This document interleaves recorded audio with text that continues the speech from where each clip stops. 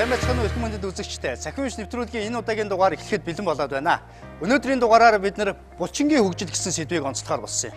Өнөөдрийн дугаарт маань анагаахын шинжилгээ ухааны үндэсний их сургуулийн физиологийн техникийн залуу физиологч оюутны клуб болон нейросайенс оюутны клубын оюутнууд хүрэлцэн ирсэн байна. Өнөөдрийн дугаартаа булчин үүсгчээдэг уур гэж яг юу болох? Бидний уургийг ямар зүйлүүдээр хүнснээсээ авдаг? За нэмэлт байдлаар яаж авах боломжийн талаар, за дээрэс нь уург хэрглэж байгаа үед бидний илгэнд ямар ачаал өгдөг талаар бол бид нар мэдээлэл өгөхөөр бэлдсэн байгаа. За энэс гадна болохоор өнөөдрийн нэвтрүүлэг маань их онцлогтой байгаа. Бид нар хоёр мэргэжлийн тамирчныг онцолсон байгаа. Нэг нь бодибилдингийн спортын тамирчин, нэг нь тулааны спортын тамирчин онцолсон. За энэ хоёр тамирчин дээр бид нар физиологийн техниктэй хамтраад сорилууд хийгээд дасгал хөдөлгөөнийх нь онцлогоос хамаарч булчингийн хөгжил яаж дэлгэрдэг талаар бол бид нар мэдээлэл одоо хүргэхээр бэлдсэн байгаа. За мөн маань нэвтрүүлэгт бол өнөөдөр физиологийн техникийн багш анагаах ухааны доктор профессор Сүхбат багш маань ирж бас мэргэжлийн мэдээлэл дэлгэрүүлж өгнө. За илгэн дээр бол бас энэ уург нийлэгчхэд илгэнд ямар ачаал өгдөг, за илгээ бид нар яаж дэмжснээр булчингийн хөгжил илүү түлхүү явдаг талаар бол бас мэдээлэл өгөхөөр мэргэжлэн бас ирж зөвлөгөө өгөхөөр бэлдсэн байгаа. Ингээд булчингийн хөгжил сэдвүүтэй нэвтрүүлгээ хүлээн авч үзсэн үү?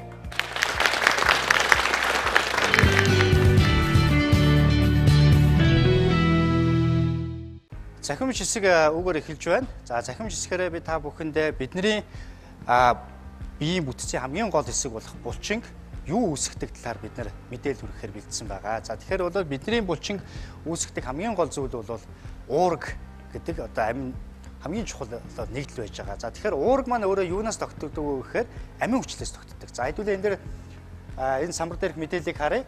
За тэгэхээр бол уургийг тэн дээр харж байгаа. Уургийг бол үүсгдэг зүйл маань болохоор амин хүчил байгаа. За амин хүчил гэдэг маань болохоор маш бага нэгдэлтэй ийм одоо зүйл байх нь. За тэгэхээр амин хүчлүүд хоорондоо нэгдээд уургийг үүсгэж идэг.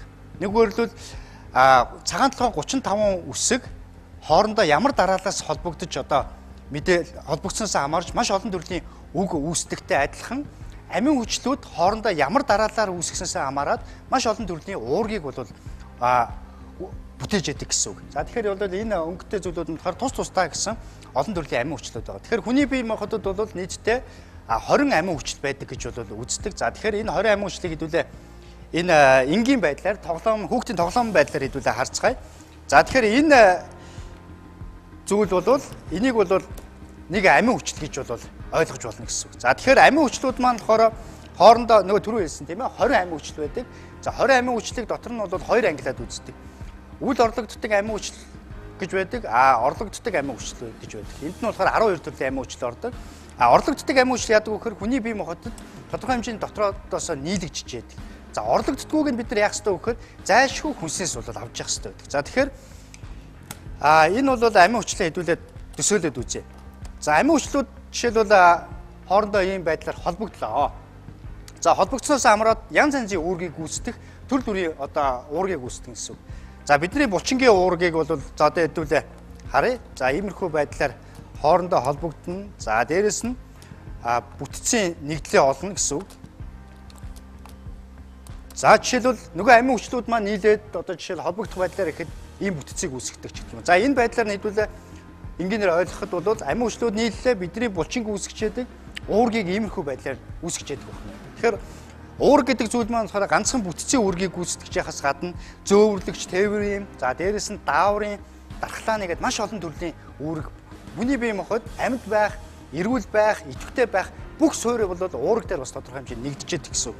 Тэгэхээр бас цусаар дамжиж эд эрхтэнд гол мэдээлэл очиход бол бас амин хүчлүүд нэгдээд тээврийн уургуудыг гүйцэтгэж яадаг гэсэн үг. За энэ дээр энэ жишээлбэл амин хүчлүүд маань холбогдлоо.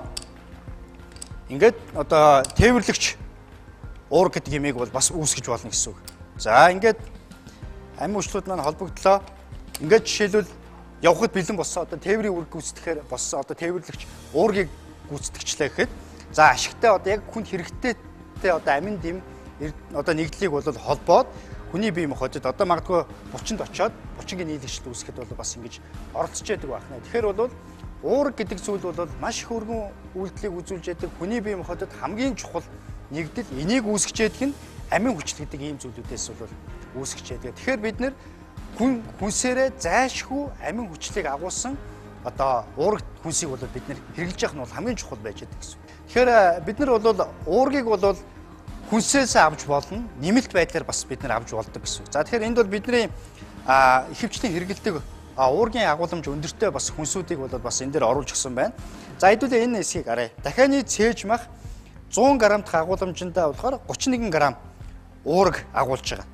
За тэгэхээр хүн ер нь өдөрт хэдэн грамм уураг идэх ёстой вэ гэхээр ер нь бол спортын тамирчид одоо бэлтгэл хийж байгаа хүн бол 1 кг жиндээ 2 грамм одоо уураг агуулах хэрэгтэй гэж үздэг. За жишээлбэл 60 кг жинтэй хүн 2 грамм уураг идэх ёстой бол нийтдээ өдөрт 120 граммыг.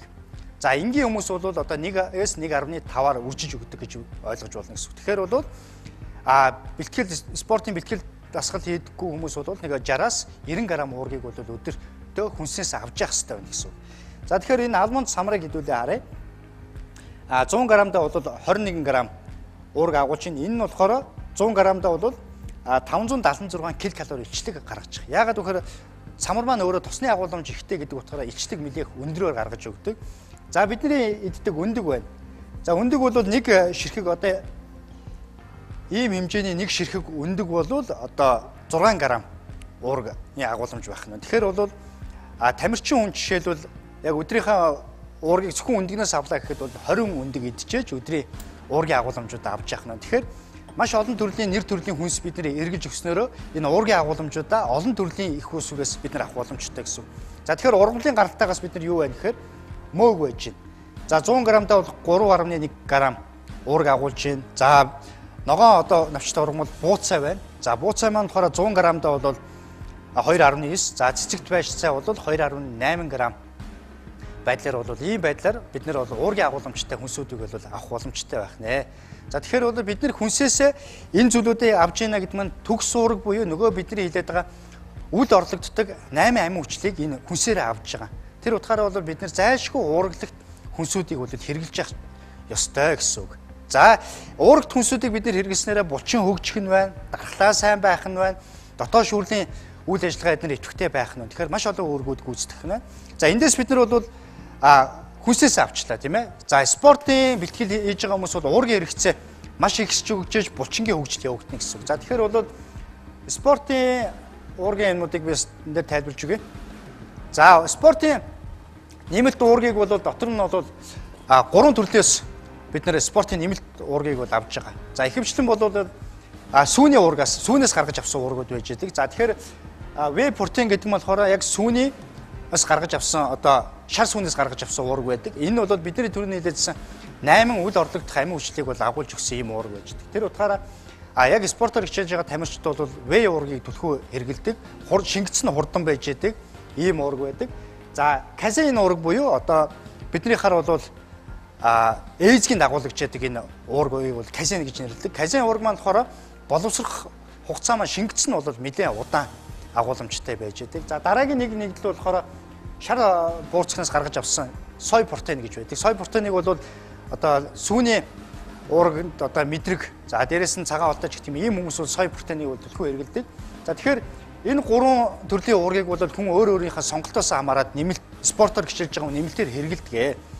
За бид нар нэмэлтээр уургийг хэрэглэж байхад энэ төрлөөс хамаарат шингэх хугацаа гэж байдаг. За уург болгон бол өөр онцлогтой. За энэ дээр бол энэ улаанаар тэмдэглэсэн бол бидний түрүүний хэлсэн одоо шар сүнээс гаргаж авч байгаа вэй протеин байгаа. Вэй протеин бид нар уулаа маш хурдтайгаар одоо хоол боловсруулах зам шимэгдээд маш хурдтайгаар одоо шимэгдэж дуусаад одоо явж байгаа энэ мөрийн үг бол харагдсан байна. За энэ улбар шар дээр бол бидний нөгөө хэлээд байгаа ээжгийн дагуулж яадаг уург гэж ярьж байсан тийм ээ.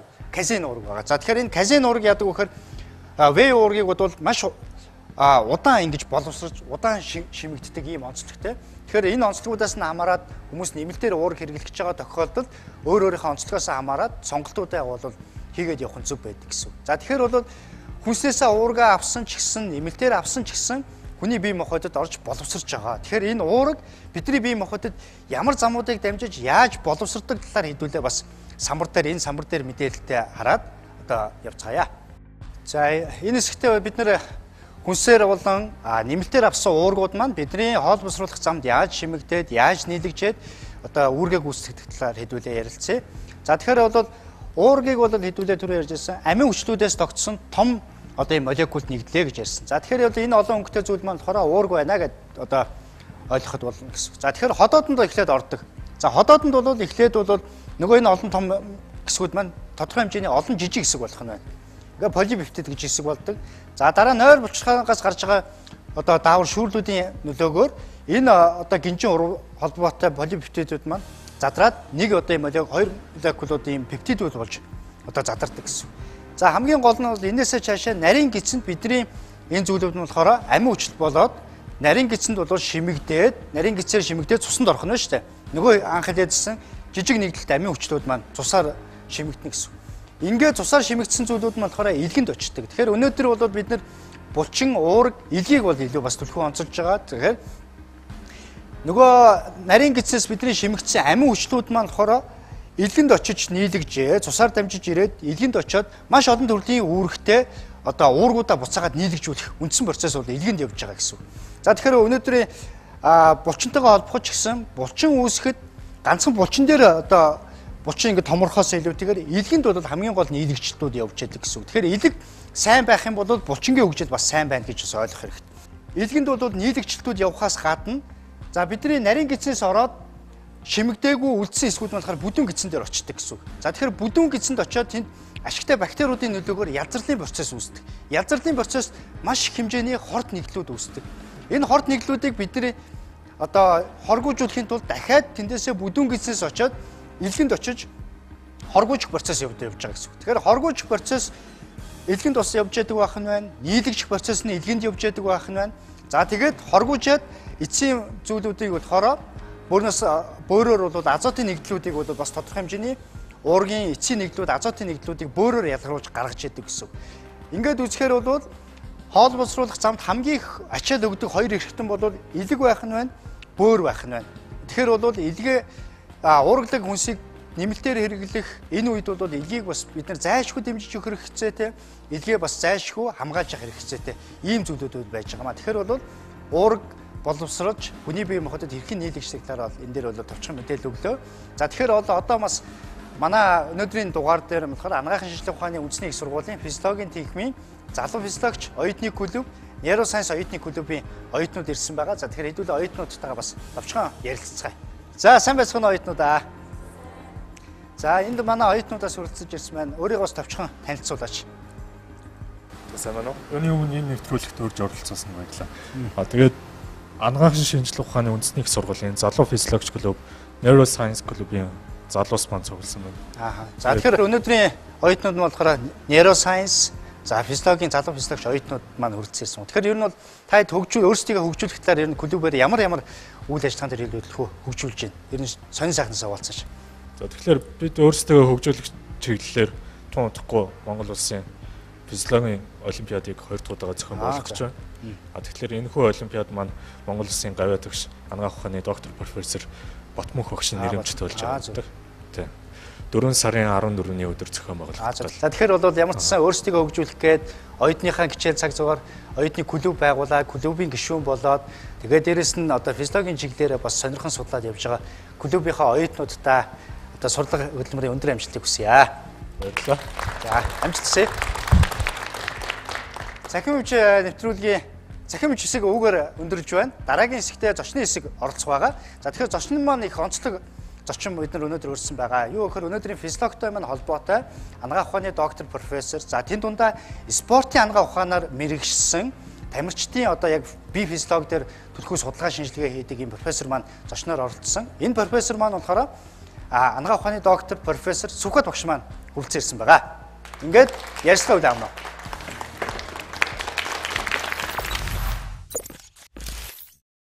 Цахим Эмч нэвтрүүлэг ярилцлагын хэсгээрээ үргэлжилж байна. Энэ хэсгээрээ спорт анагаах ухаан, тэнд дундаа булчингийн хөгжлийн сэдвээр ярилцахаар анагаах ухааны доктор профессор аварга дээд сургуулийн гүйцэтгэх захирал анагаахын шинжилгээ ухааны үндэсний их сургуулийн зөвлөх профессор Сүхбат багш маань хүрэлцэн ирсэн байна. Өдрийн мэнд хүргэе танд.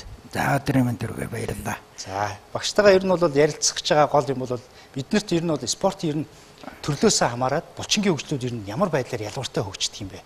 Таны талаар бас нэг мэдээлэл өгвөл. За спорт гэдэг маань ерөнхийдөө одоо хоёр хуваагдаж авч үздэг. За нэг нь бол их спорт, нөгөөх нь бол бүх нийтийн спорт гэж.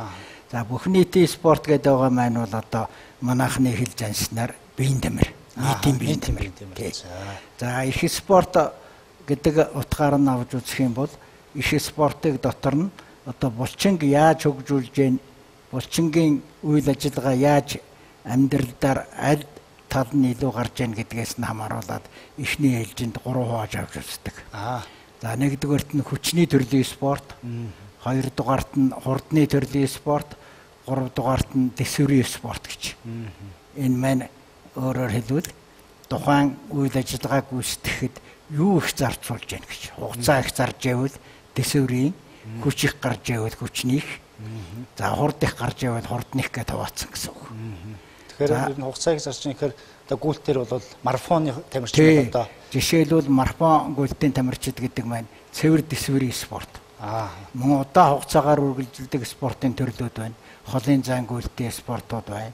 За ер нь зарим халз тулааны спортууд бол удаан хугацаагаар хоорондоо жаахан завсарлагтай үргэлжлэж явждаг. Энэ маань дэсвэртэй орно.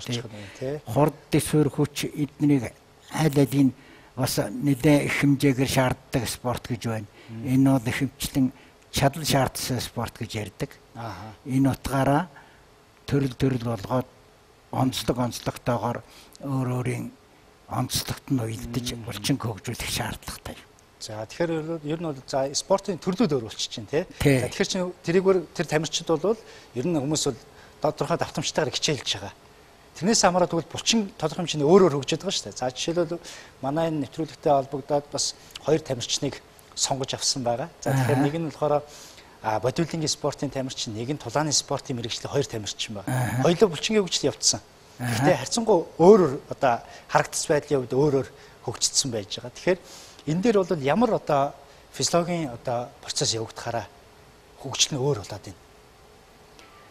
За жишээлбэл одоо бодибилдингийн спорт гэдэг маань богино хугацаанд эрчимтэй булчингийн хүчийг маш богино хугацаанд их гаргах юм шаардлагатай ийм спорт. Энэ шаардлагынхаа үндсэн дээр богино хугацаанд хүч гаргадаг ийм спорт учраас хүчнийхээ спортод хамаарагдаж явчихж байна гэсэн үг. За нөгөө тулааны спорт гэдэг маань тэр хүчнээс гадна тэр тулаандаар дэсвэр хэрэгтэй. Тодорхой хугацаагаар бодиг удаан хугацаагаар тулдах хугацаа нь урт байдаг учраас. За энэ онцлогоос хамаарат булчингийн хүч нь янз байгаа гэсэн үг.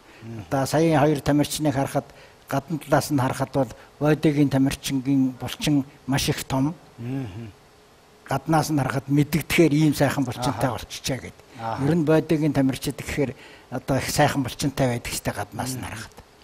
За тулааны төрлийн тамирчныг харахад бол булчингийн хөгжил сайхан байгаа боловч яг тэр бодигийн тамирчин шиг аваатай байдлаар булчин хөгжсөн юм харагдахгүй байгаа даа. Эннээсээ үүдээд нөгөө булчин яа томордог гэдэг 2 үндсэн хэлбэр байдаг. Тэрнээсээ хамаарч юм болчихж байгаа. За тэр нь ямар 2 хэлбэр вэ? За нэг нь бол энэ булчингийн ширхэгийг томруулдаг томролт. Ширхэгийн. За ширхэн томроод байхаараа бол одоо тэр аваатай байдал харагдаж байна гэсэн үг. Томроод нөгөө уурга уулаа дасгалаа хийгээ тэнгууд нэмэгдээд булчингийн одоо бүтцийн хувьд их томроод байна гэсэн үг юм шүү дээ. За нөгөө нэг томролт нь бол булчингийн энергийг хангаж яадаг өөр мөч бүтц үеист нь тэр митохондрий гэж юм байна. Тэр митохондрийн үйл ажиллагаа нь маш их идэвхждэг учраас тэр нь одоо тэр талын томролт болохоор гадна булчингаа харахад их хүчтэй том биш мөртлөө удаан хугацаагаар аливаа ажлыг хийж гүйцэтгэх чадвар нь сайн болчлоо гэсэн. Зөв. Тэгэхээр яг энэ багшаа энэ одоо суур энэ зүйлүүд дээр хамаарат тэгээд дээрэс нь одоо яг манай одоо бүхий спорт ч гэдэг юм уу их спортуудаар та хэд маань судалгаа шинжилгээ хийсэн тийм судалгааны ажлууд ер нь хэр хийгдэж байна? Тэ одоогоор ер нь судалгааны ажлууд мэрсэр хийгдэж байна. Тухайлбал бид нэр одоо 3-4 жилийн өмнө Монголын одоо шилдэг тамирчдыг амжилтыг ахиулах ямар боломж байна вэ гэдэг ийм судалгаа хийсэн. Тэр судалгаа маань ер нь альва тамирчдын амжилт бол хамгийн түрүүнд ажиллах чадвар гэдэг юмтайгаа холбоотой байдаг. За хүний ажиллах чадварыг сайн байдгадаг, хамгийн үндсэн гол хүчин зүйлийн нэг нь бол булчин л да. Тэгэхээр булчингаас хамаарат ажиллах чадвар нь ямар байгааг манай шигшээгийн халж тулааны төрлийн спортын бид нэр судалгаа хийж үзсэн. Тэгэхээр түрүүний хэлээдсэнд нөгөө булчингийн ширхэгт байж байгаа тэр митохондрийн яаж нэмэгдүүлэх вэ гэдгийг л одоо спортын шинжилгээ ухааныхан судалгаа хийх гэдэг нэгсэн үг шүү дээ. Өөрөөр хэлбэл бид нар бол яг гэхээр ажиллах чадвар гэхээр тусгай сорил өгөөд тухайн дасгалыг ямар хугацаанд яаж амжилттай хийж ивэл сайн байна, муу байна, таруухан байна гэж үнэлэх юм бэ гэсэн ийм үзүүлэлт гардаг судалгаа л да. Тэгэхээр та өөрөөр хэлбэл булчингийн идэвхтэй ажиллуулад тусгай сорилоор тэгээд дасгалжуулалтын төвшингийн тогтоодог судалгаа гэсэн үг. Энэ судалгаа их амжилттай хийгдсэнийг үндсэн дээр одоо манай Иракийн олимпиад амжилт гаргасан нэг онцлог нь бол энэ судалгаагаар өндөр амжилтууд үзүүлсэн тамирчид байна. Медаль авсан ийм онцлогтой. Тэгэхээр дасгалжуулалтын тохироо нь бүрдэж гэнэ үгүй юу гэдгийг үндэнд өгнээд тэгээд тэн дээр нь үндэслэл дасгалжуулагч нарт нь зөвлөмж өгөөд тэгээд уралдаан тэмцээнд оролцсон гэсэн үг. Нөгөө талаар дасгал сургууль хийн гэдэг маань дасгал сургуулиас гадна ажиллах чадварыг нэмэгдүүлдэг бас олон хүчин зүйл үе. Та нар хоолны тухай яриад байна, нэлгний тухай яриад байна. Энэ чинь яг үүнтэй холбоотойгоор ямар хоол хэрэглэвэл одоо ажиллах чадвар нэмэгдэх үү тий? Төрлийн спортыг ажиллах чадварын илүү болгох юм бэ гэдэг. Хоол гэдэг маань ерөөсөө энерги их үүсвэр шүү дээ. Энэ үүднээсээ тухайн тамирчинд хамгийн хэрэгтэй ямар хоолой нөгөөд ямар дасгал хөдөлгөөн хийхээр бие нь яаж хөгжих юм бэ гэдэг ажил амралтыг яаж тохируулах юм бэ гэдэг энэ олон хүчин зүйлээс хамаарат тамирчны ажиллах чадвар хамаарч байгаа. Нөгөө талаар булчин гэдэг маань бие махбодын амин чухал хэсэг боловч энэ булчин хөдлөж байгаа юм нь тарих. Тийм учраас уурга тархины хөгжлийг өдөөж хамгийн идэвхтэй байдалд оруулж яадаг юм нь булчин өөрөө. Тэгэхээр энэ утгаар нь булчингаа сайхан хөгжүүлэхээр хүний тарих хөгжил сэтгэхүйн сайн болно гэсэн үг. Өөрөөр хэлбэл өөрийнхөө хөдлөгдөг одоо ажиллах хүчнээ маш зөв богино хугацаанд маш үр ашигтайгаар ажиллуулах юм чадвартай болно гэсэн үг. Тэгэхээр энэ утгаар нь авч үзэхэд сайн тамирчин байна гэдэг нь оюуны хувьд ч бие ядрын хувьд ч аль аль нь сайхан хөгжсөн байж амжилтанд хүрдэг. Тэгэхээр бол та бүхний бас хийсэн судалгааны дээр суурлаад дасгалжуулалт яваад бас олимпиадын төрөлтөө бас амжилт гаргаж байгаад бол бас их баяртай байна. Тэгэхээр энэ нь бол спорт анагаах ухаан гэдэг бол маш хурдтай хөгжиж байгаа тийм ээ 21-р зуунд. Тэр тусмаа энэ олон улсын том тэмцээнүүдийн цаана бол шинжилгээ ухаан явж ээж амжилт гаргадаг юм уу ирчлээ шүү дээ. Яг үнэ. Тэгэхээр бүх юм шинжилгээ ухаанаар үндэслэж байна. Шинжилгээ ухаан гэдэг маань одоо баталгаа нотлогоотой энэ бодит байдлаар нотлогоонд суйрлагдсан зүйл дээр үндэслэж явбал аливаа зүйлийн хөгжил хамгийн их үр ашигтайгаар явна гэдгийг нэг нотлогооны спортод харагдаж байгаа зүйл л дээ. Тэгээд бидний урилгыг хүлээж авч хүрэлцэн ирж мэдээлэл өгсөн Сүхбат профессордаа их талархлаа. Тэгэхээр та бүхний бас яг хийж байгаа энэ судалгааны ажлууд, спортын анагаах ухааны чиглэлийн судалгаа эрдэмшлэгээний ажлууд бас өндөр амжилт хүсье. За баярлалаа. Энэ эрдэм судлалын ажлыг их спортын амжилтыг төмөн түгэж эрүүл мэндэд энэ сайхан сурталчилгааг төмөндөө түгэж байгаа Цахим Эмч нэвтрүүлгийн хамт олонд чин сэтгэлээсээ баярлж байгаагаа илэрхийлье. Баярлалаа. За баярлалаа. Цахим Эмч нэвтрүүлэг ярилцлага хэсэг өгөр өндөрлж байна. За ингээд дараагийн хэсэгтэрээ манай нэвтрүүлгийн сонгож авсан бодибилдингийн тамирчин, тулааны спортын хоёр тамирчныхаа сорилын хэрхэн хийгдсэн талаар сурвалжлага мэдээлэл хүлээж авна уу.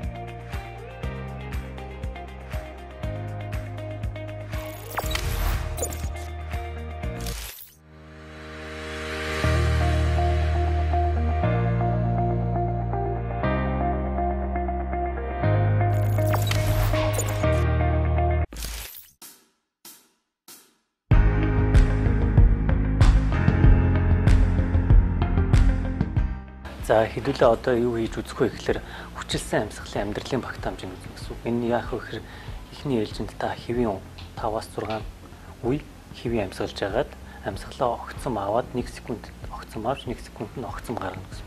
Энэ болохоор амьсгалын хүчилсэн амьдралын багтаамжийг тодорхойлж үзнэ гэсэн.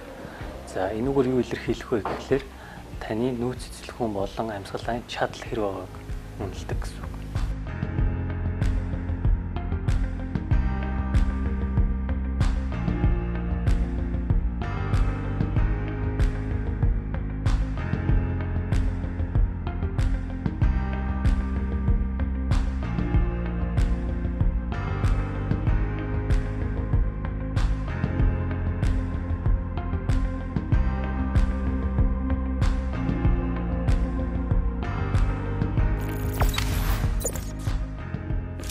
Цахим Эмч нэвтрүүлэг энэ удаагийн дугаар дээр спортын дасгал хөдөлгөөний төрөл хүмүүсийн булчингийн хөгжилд хэрхэн нөлөөлдөг талаар бол нэвтрүүлгээ бэлдэж байгаа. За тэгэхээр өнөөдрийн энэ дугаар дээр тулааны спортын нэг тамирчин, бодибилдингийн спортын тамирчныг бол онцолж байгаа. Тэгээд физиологийн тестийн туршилтын нөлөөгөөр спирометрийн аргын тусламжтайгаар бидний бие махбод хэрхэн өөр төвшөнд хүлээж авч байгаа байдлаар бол бид анагаахын шинжилгээ ухааны үндэсний их сургуулийн физиологийн техниктэй хамтарч явуулж байгаа. За тэгэхээр бол мөнх соёл багш маань хамт байна. Тэгэхээр одоо бидний хийж байгаа туршилт маань ямар туршилт байгаа вэ? За тэгэхээр бид нар өнөөдөр энэ тамирчинд ачаалал өгөөд уушигны амьдралын багтаамж, амьдралын эзлэхүүн хэрхэн яаж өөрчлөгдөж байна вэ гэдэг дээр дүн шинжилгээ хийх байгаа.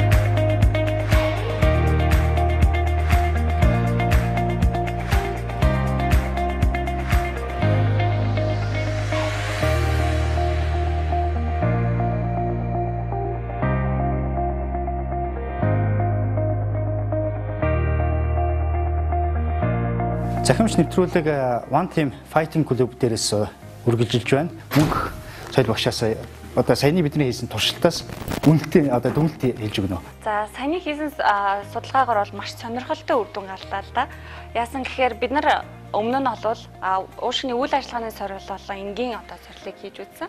Ингээд бол амьсгалын тоо, амьсгал авалтын эзлэхүүн, тийм амьсгал гаргалтын эзлэхүүн, нийт эзлэхүүнийг тооцоод үзэхэд бол яг хэвийн хэмжээндээ байсан. Тэгэл яасан гэхээр сая дунд хэмжээний энэ хүнд бол хөнгөн ачаал өгөөд хийгээд үзэхэд бол амьсгалын тоо нэмэгдээд амьсгал авалтын минутын эзлэхүүн, амьсгал гаргалтын эзлэхүүн, нөөц эзлэхүүн энэ дагаад бүгдээрээ өсөж байна. Энэ боксийн тамирчдын хувьд бол яг маш их хүчил төрөгчийн хэрэгцээ ихсээд тийм ээ уушигны амьдралын багтаамж эзлэхүүн нь бол дагаад нэмэгдэж байгаагийн харуулж байна гэж үзэж байна.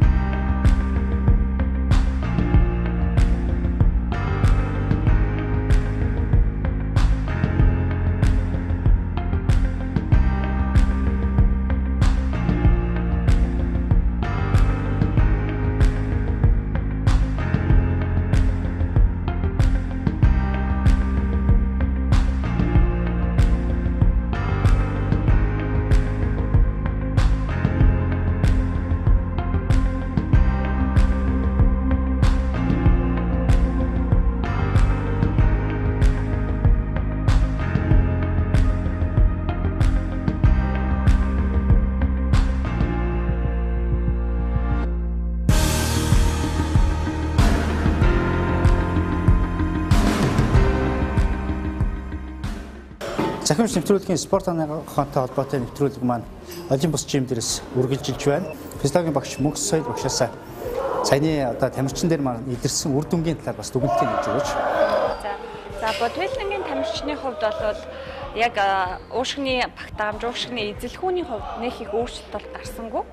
Харин юу өөрчлөлт гарсан бэ гэхээр зөвхөн давтамж буюу амьсгалын тоон л өөрчлөгдөж. Үүнийгээ дагаад минутын эзэлхүүн бол мэдээж өөрчлөх нь ойлгомжтой. Бусдаар бол өөр нэг түрүүний боксинг тамирчинтай харьцуулахад бол өөрчлөлт бага ажиглагдчих байна. За тэгэхээр бол яг бид нар бол өнөөдөр амьсгалын тогтолцооны физиологийн үзүүлэлтийг үздэг спирометрийн аргын тусламжтайгаар хоёр дасгалын төрлүүд өөр байдлаар бид хүчил төрөгчийг шингээдэг юм байна. За хоёр өөр төрлийн шингээлтээс хамаарат булчингийн хөгжлүүд нь тодорхой хэмжээний өөр хэмжилтүүд өөр байдаг юм байна гэдгийг бол өнөөдрийн нэвтрүүлгээр бол тайлбар мэдээлж байна. За тэгэхээр яагаад булчингууд нь өөр байдаг гэдгийг бол мэдээлэлээс дараагийн мэдээлэлээс хүлээж авна.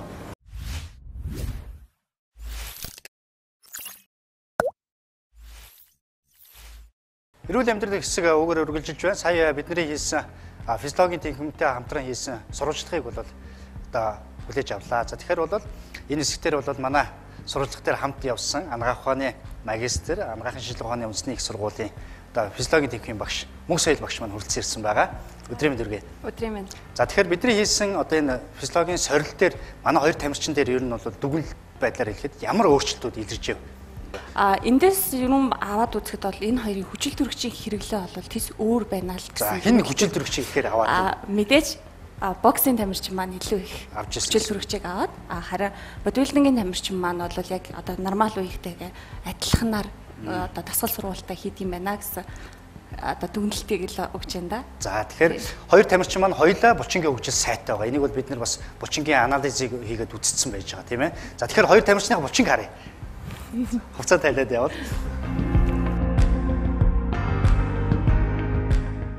За манай хоёр тамирчин маань хоёулаа булчингийн хөгжил маш сайтай хоёр тамирчин байгаа.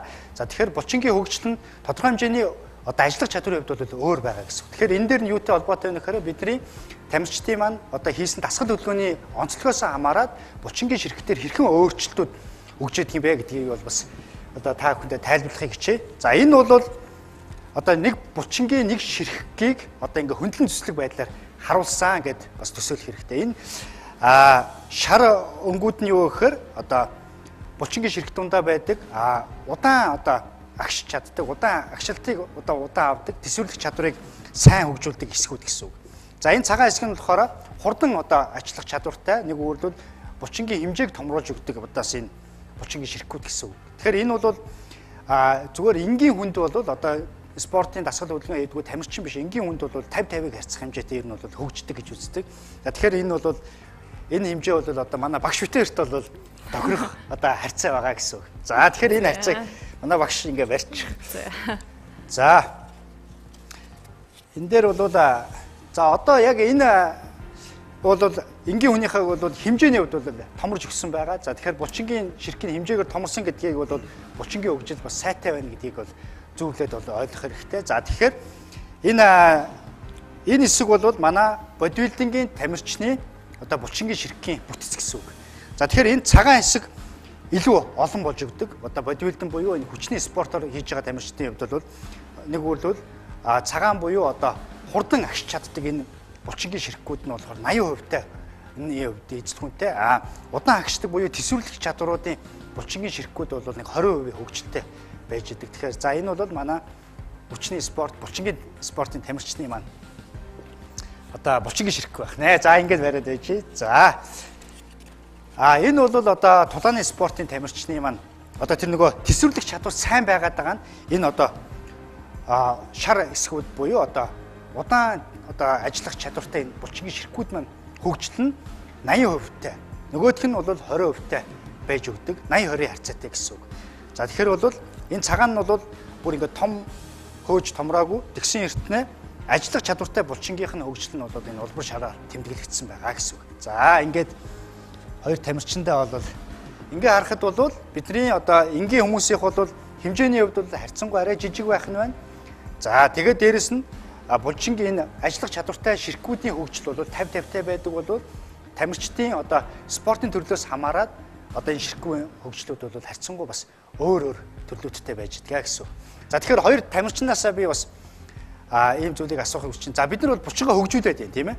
Булчин хөгжихэд таад маань уураг ер нь хэрэг хэрэгжилж байна. Нэмэлтээр. Уураг хөгжүүлэх булчингийн масаа хөгжүүлэхэд бол уураг заавшгүй хэрэгтэй. Уун тэгжиж булчин маань томордог амин димээ хоолноос авч чадахгүй байгаа амин димээ уурагнасаа бид нар авдаг болохоор заавалжгүй уух хэрэгтэй. Ууснараа булчингийн мас томорно гэсэн үг шүү дээ. За тийм яг зөв. Тэгэхээр бол уураг авлаа. Дээрээс нь нөгөө булчинд ачаад өгсөн дасгал буюу анагаах төрлийн дасгалыг хийхээр энэ цагаан буюу нөгөө бидний маш хурдтай хүч авч чадж байна тийм ээ. Хурдтай хүч нэмэгдэж байна. Булчин томорж байгаа процесс маань бол одоо энэ уурга бид нар нэмэлтээр хэрэглэлээ булчинд ачаад өгсөн дасгалыг сонгосны дүнд одоо физиологийн төвшөндөө бүтцийн хувьд ийм өөрчлөлт өгч байна. За тэгэхээр бол уураг хэрэгжилж байгаа шүү дээ. Тэгэхээр уураг хэрэгжилж байгаа төрөний эсгүүдээр бид нар хэлжсэн. Уураг хэрэгжилж байгаа үед бол элэг бол нэлээх өөрчлөлтүүд өгдөгөө. Илгэнд бол маш их ачаад ирж байгаа гэж ярьжсэн тийм. Тэгэхээр ер нь илгээ ер нь яаж дэмжиж гин, илгээ ер нь яаж хамгаалж гин? Би болохоор илгээг болохоор эмчийн зөвлөгөөгөөр лив 52-ыг санал болгоод лив 52-ыг уудаг. Өдрийн эмчийн зөвлөгөөнөөр өдрийн 2-оор тийм ээ 4-5 гэсэн. Ер нь бол яг энийг хэрэгжилж явах үед өөрт мэдрэгж байгаа мэдрэмжүүд ер нь хэр байдаг вэ? Мэдрэгж байгаа мэдрэмж нь сайн хөгжил талдаа. Булчингийн хөгжил талдаа сайн мэддэггүй байгаа ч ерөнхийдөө бол нэг хамгаалж байгаа гэдэг утгаараа тийм тий. Зөв. Чухал зүйл гэж байгаа юм тийм ээ. За манай тулааны спортын тамирчин Батгэрлийн хувьд бол ямар нэгэн нэмэлт байдлаар уураг хэрэглэдэг үү? Үгүй, ер нь бол уураг юм хоол төлөвлөлөөр хэрэглэдэг. Яг нэмэлтээр бол хүнснээсээ бол уураг авчиж байгаа юм тийм ээ. За тэгэхээр бол нэмэлтээр бол уураг хэрэглэхгүй явж яддаг байна. За тэгэхээр бол нэмэлтээр яг уурга хэрэглээгүй дасгалын хувьд бол илүү их ачаал авдаг хүчил төрөгч шингээдэг дасгал хийж байгаа шүү дээ тийм ээ. Тэгэхээр бол булчингийн хөгжил тэн дундаа энэ удаан агших чадвартай, удаан ажиллах чадвартай энэ булчингийн ширхгүүд бол ингэж хөгжиж байна. Тэгэхээр за нэмэлтээр бол уураг хэрэглэдэггүй юм байна. За тэгэхээр ер нь тамирчин одоо илгээ хамгаалах тал дээр ямар нэгэн нэмэлт зүйлүүд ер нь хэрэглэдэг үү? За манай хоёр тамирчны одоо булчингийн хөгжлийн онцлогийг бол манай үзэгчид маань харлаа. За энэ дээрээс ер нь бол уураг нэмэлтээр хэрэгжилж байгаа үед бол манай тамирчин маань болохоор илгээ дэмжих, илгээ хамгаалах бэлтгэлийг бол зайлшгүй хэрэглэдэг юм байна. За тэгэхээр энэ хэсгээр одоо үргэлжлүүлээд би та бүхэндээ лив 52 илгэнд ер нь яаж нөлөөлөд нь энэ талаар бол одоо мэдээлэл бэлтгэхээр мэрэгчлэнийг өрсөн байгаа. Ингээд мэдээлэл үргэлжлүүлье. Эрүүл амьдрал хэсгээ үргэлжилж байна. За энэ хэсгтээ болохоор булчингийн хөгжил илэг хэрхэн одоо оролцох талаар бас мэдээлэл авахаар Захиур төмөр компани одоо эмч хүний их эмч номин дээр маань хүлцэн ирсэн байна. Өдрийн мэнд хүргэе. Өдрийн мэнд хүргэе. За номин дээр эмчээсээ би нэг зүйл асуу. Ер нь бол бидний булчин хөгжихэд ер нь илэг ер нь хэр оролцдог юм. Энэ талаар та бас мэдээлэл өгвөл. За тэгээ би нэг бичлэгийг бэлдэж ирсэн байгаа. Тэгээд тэр бичлэгээс та бүхэн бас багаан ч гэсэн те булчингийн үйл явцад илэгний оролцоо ямар байдаг вэ? Ямар хэрэгтэй вэ гэдгийг бол мэдэж авах боломжтой. Тэгээ бүгдээрээ бичлэгээ үздэгэ. За. Та дасгал хийж уургийн бэлтгэл хэрэглэснээр булчингийн мас бий болдог гэдгийг мэдэх байх. Гэхдээ энэ уураг бий болох үйл явц нь элэгний үйл ажиллагаанаас шууд хамааралтай гэдгийг тэр болгон мэддэггүй. Ихэнх хүмүүс элэг болон уургийг харилцан хамааралтай гэдгийг мэддэггүй.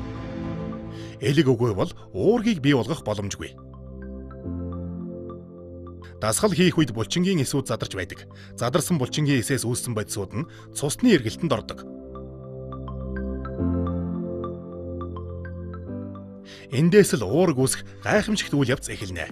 Дахиа үхэр загасны мах, буурцаг болон уургийн ундаанаас авч байгаа уураг нь амин хүчил, азотын нэгдэл болон задарч элэг рүү зөөвөрлөгддөг. Элэгний дотор азот болон амин хүчлийг задарсан булчингийн агуулмжтай нэгтгэдэг элэгний онцгой фермент байдаг. Уг ферментийн тусламжтайгаар олон төрлийн уургийг үүсгэх замаар шинэ булчин, түнчлэн дархлааны эс болон дааврыгч бий болгодог. Элэг нь уураг үйлдвэрлэн булчингийн мас нэмэгдэхэд чухал үүрэгтэй эрхтэн. Энэ үйл явц нь элэгний үйл ажиллагаатай шууд хамааралтай.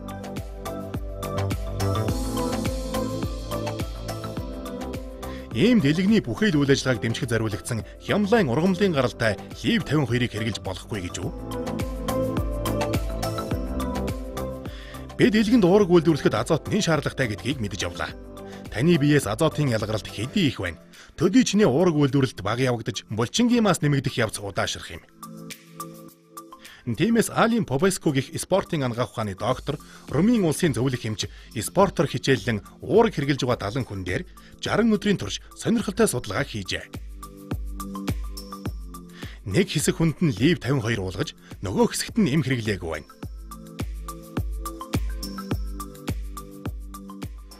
Юс 18, 28 60 дахь өдрүүд шээсэн дэх азотын хэмжээг хэмжихэд лив 52 хэрэгэлсэн бүлгийн хүмүүсийг азот агуулсан нэгдлээ алдалгүй, уургийн үйлдвэрлэлт нь өндөр байсныг нотолсон.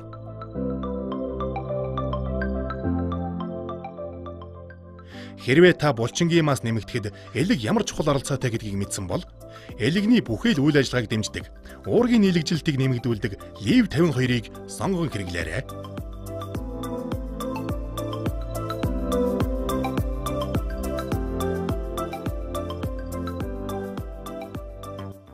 За бид нэр сая бичлэг хүлээж явлаа. За тэгэхээр сая энэ дээр бол бас нэг судалгааны дүн гарч ирж штэ тий. Тэгэхээр яг энэ лив 52 бэлтгэл маань ер нь ямархуу байдлаар илгэнт одоо дэмжиж булчингийн хөгжил нөлөө үзүүлж байгаа судалгааныхын талаар бас та нэг мэдээлэл дэлгэрүүлээд өгөөч.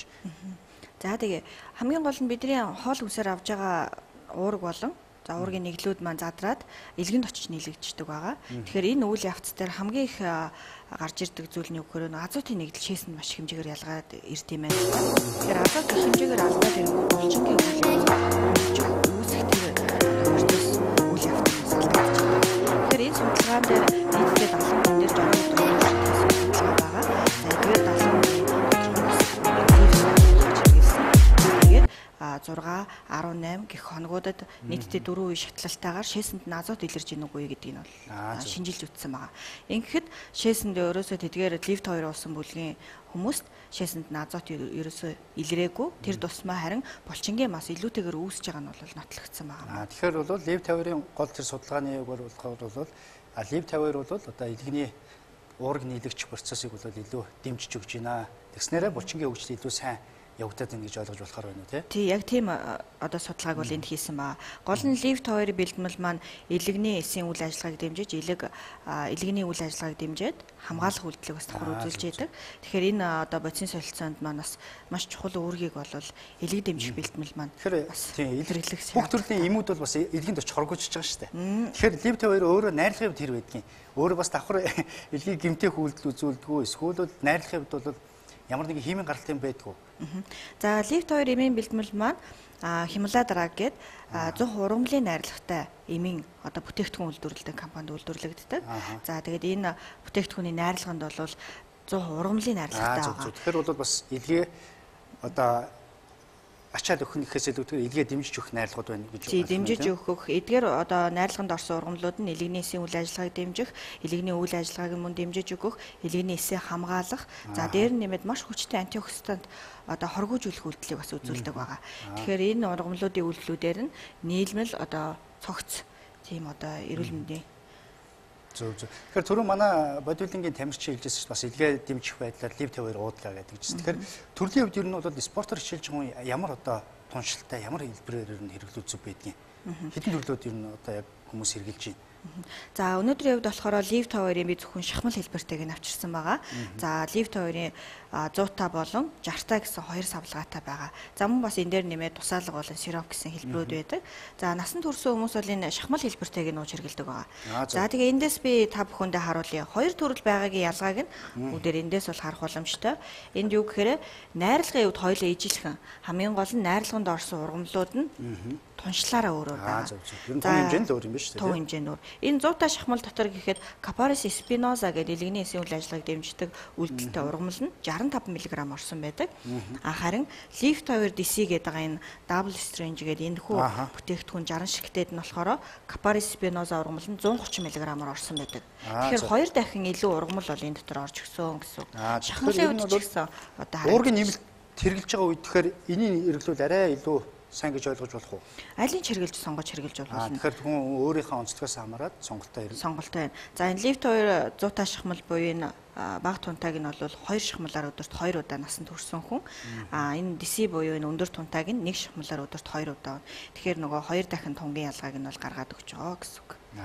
Алийг сонгоод хэрэгжилж болно. За тэгэхээр бол таны өгсөн мэдээлэлээр бол элэг бол Lift 2-ыг ургамлын гаралтын бүтээгдэхүүнээр хэрэглэх юм бол илгээ хамгаалах нь байна, илгээ дэмжих нь байна. Тэгснээр нөгөө булчин нийлэгч гэдэг одоо ашигтай одоо азотын нэглүүд за энэ юмудаа гадагшлуулахгүйгээр бидээ шингэх үйлдэлийг бол үзүүлэх нь шүү дээ. Одоо хэвийн хүн гэхэд одоо бид нэр хоол хүнсээр уураг авж байгаа тийм. Тэгэхээр бидний бие махбодод шаардлагадж байгаа уургийн хэмжээ бол хэмжээнд таарсан үйл явцыг илэг гүйцэтгэж идэг. Мэдээж хэрэг гаднаас ямар нэг байдлаар илүү хэмжээгээр орж ирлэхэд илэг ачаалаа жоохон нэмэгдүүлээд илүү ажиллаж болж чадна. Гэхдээ ялангуяа энэ фитнес бодибилдингоор хичээлж байгаа хүмүүс нэмэлт уургийн тэжээлүүдийг аваад эхлэхээр илэг өөрөө ачаалаад дэлхий байгаад ирдэг. Инхээр тэр уургийн нийлэгжих процесс нь дутуу явагдаад байвал бид нар зүгээр л хэрэггүй уург ууж байгаа гэж ойлгож болно. Тэгэхээр илгээ дэмжихийн хүү лифт 2 бэлтгэлийг хэрэглэснээр тэр нөгөө булчин үүсгэх илгэний одоо үйл явцыг дэмжиж өгөх илүүтэйгээр сайн ажиллах тэр боломжийг бол нэмэгдүүлнэ. Булчинг одоо илүүх дэмжих булчингийн массыг үүсгэхэд одоо лифт 2-ын дэмжлэг үзүүлнэ. Тэр бол булчин үүсгэхэд бол ганцхан булчин дээр бол нийлэгчлэхээс илүүтэй илгэнд хамгийн чухал процесс бол явагддаг юм байна. Тэргийн тулд илгээ дэмжих хэрэгтэй байна гэдгийг бол манай эмч номон дээр мэдээлэл өглөө танд маш их баярлалаа. За ингээд Цахим Эмч нэвтрүүлэг маань үргэлжилж байна. Зөвлөмж хэсгээрээ өнөөдрийнхээ дугаартай холбоотой иргэдтэй зориулсан зөвлөмж мэдээллүүдийг хүргэх болно. Цахим Эмч нэвтрүүлгийн зөвлөмж хэсэг өгөр эхэлж байна. За өнөөдрийн сэдв маань болохоор булчинг хөгжүүлэх талаар байгаа. За тэгэхээр булчинг хөгжүүлэхийн тулд бид нэр зайлшгүй уургалт хүнс хэрэглэж явах хэрэгтэй. За спортоор хичээлж байгаа хүн бол 1 кг жиндээ 2 г уураг тооцож хэрэглэж явах нь чухлаа. Та 60 кг жинтэй бол 2-оор үржиж 120 г уургийг хүнсээс авах хэрэгтэй гэсэн.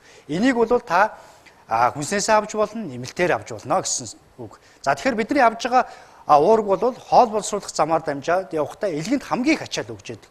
Ийм болохоор та хэрвээ уураг нэмэлтээр хэрэглэж байгаа уургийнхаа агуулмжийг нэмж байгаа бол илгээ дэмжиж өгөх шаардлагатай. Илгээ хамгаалах хэрэгтэй. Ингэжээ таны зорилго буюу булчин хөгжих үйл явц маань илүү үр дүнтэйгээр явна гэсэн. Тэгэхээр өнөөдрийн нэвтрүүлэгт маань онцлсон ургалын гаралтай, илэг дэмждэг, бодисын солилцоог эрчимжүүлэх лив 52 бүтээгдэхүүнийг бас зайлшгүй тодорхой хэмжээний эмчийн заавар зөвлөгөөний тунгаар хэрэглэх нь бол чухлаа гэсэн үг. За дээрэс нь бол та дасгал хөдөлгөөнөө сонгох хэрэгтэй. Дасгал хөдөлгөөнөөс чинь хамаараад таны булчингийн хөгжлүүд бол өөр хэмжилтэйгээр явдаг юм а гэдгийг бол манай мэрэгчлүүдийн тайлбартаагаар бол өнөөдрийн мэдээлэл бол хүрсэн. За ингээд бол өөхөө булчин болгохын төлөө амарчсан эрүүл амьдралын хэмжээгийн төлөө та бүхэн маань өөрчлөлтийг хийгээрэй. Ингээд өнөөдрийн нэвтрүүлэг үүгээр өндөрлж байна. Дараагийн сэдвтээ зэрлэг нэрсний анагаах чадлын талаар нэвтрүүлгээ бэлтгэн хүргэх болно. Ингээд өнөөдрийн нэвтрүүлэг өндөрлж байна. Өнөөдөр хүрэлцэн ирсэн анагаахын оюутнуудаа баярлалаа.